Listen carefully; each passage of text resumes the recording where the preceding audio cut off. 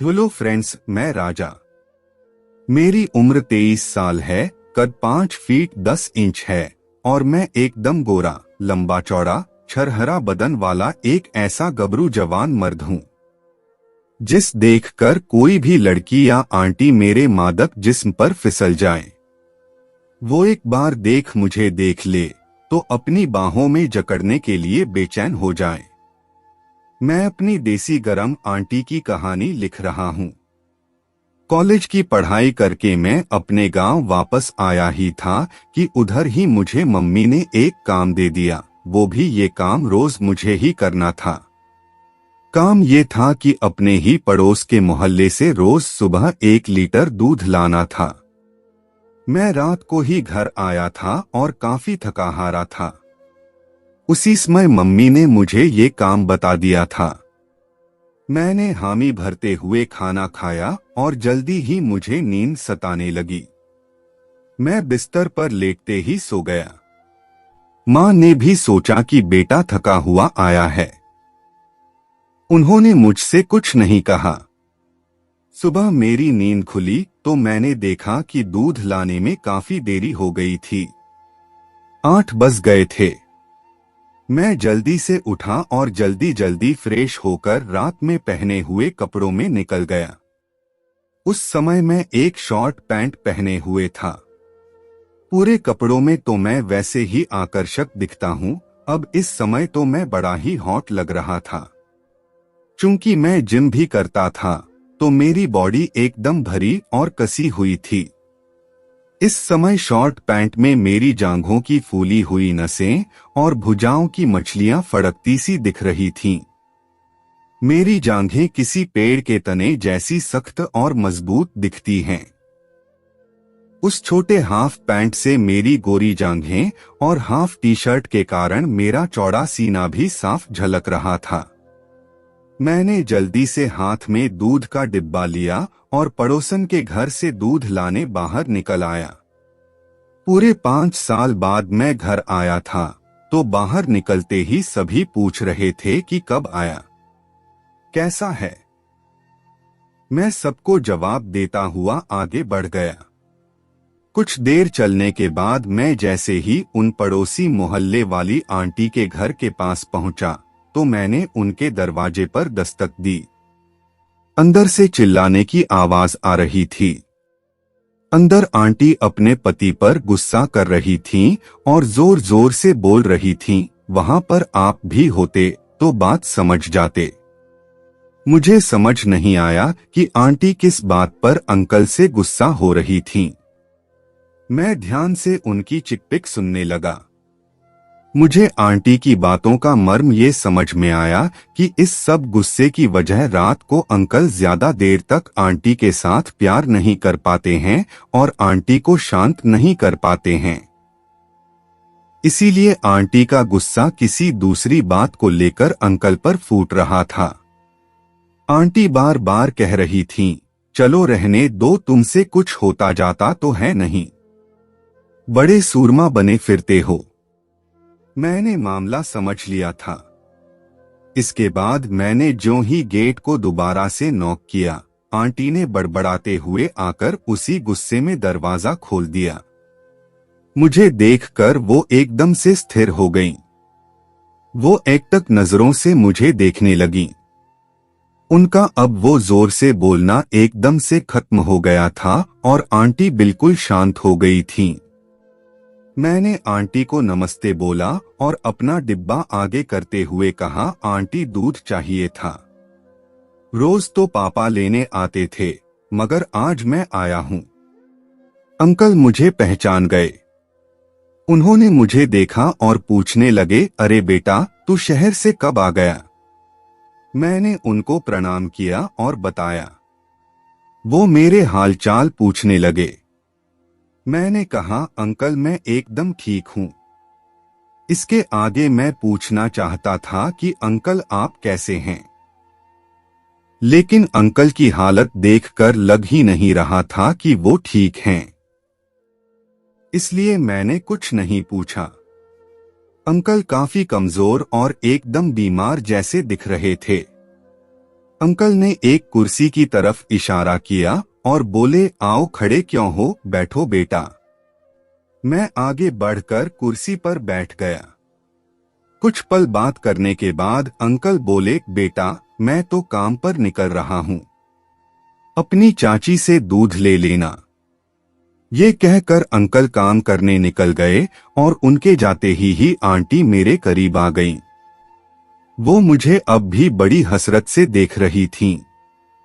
मैंने उनकी नजरों को पढ़ते हुए एक नजर उनके भरे हुए जोबन पर डाली और नीचे रखे हुए डिब्बे की तरफ इशारा कर दिया।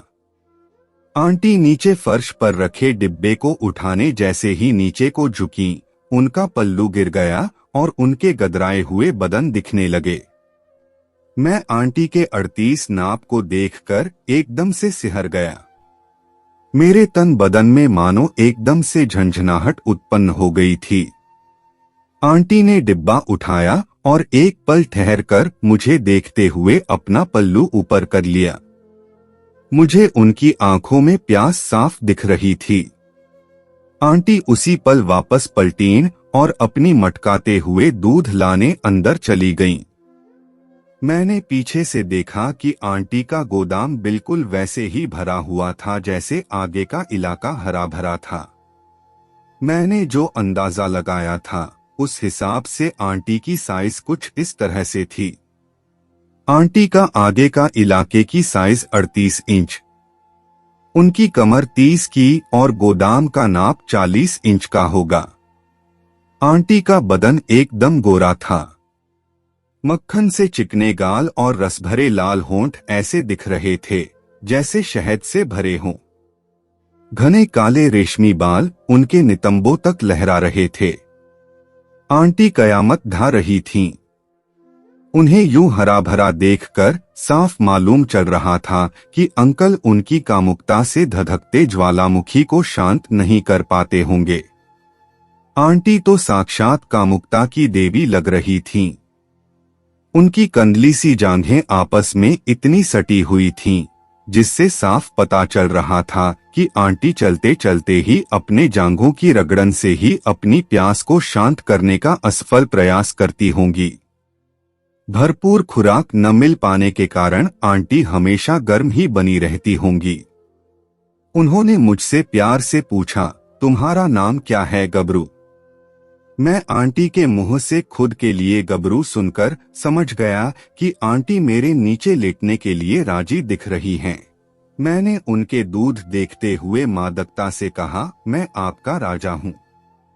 ये मेरा बदला हुआ नाम है। उन्होंने मेरे मुंह से सुना कि मैं उनका राजा हूं तो उनके होठों पर एक गर्म मुस्कान आ गई और उन्होंने कहा, हम मेरे राजा, तुम चाय पीते हो न? मैंने कहा, जी नहीं।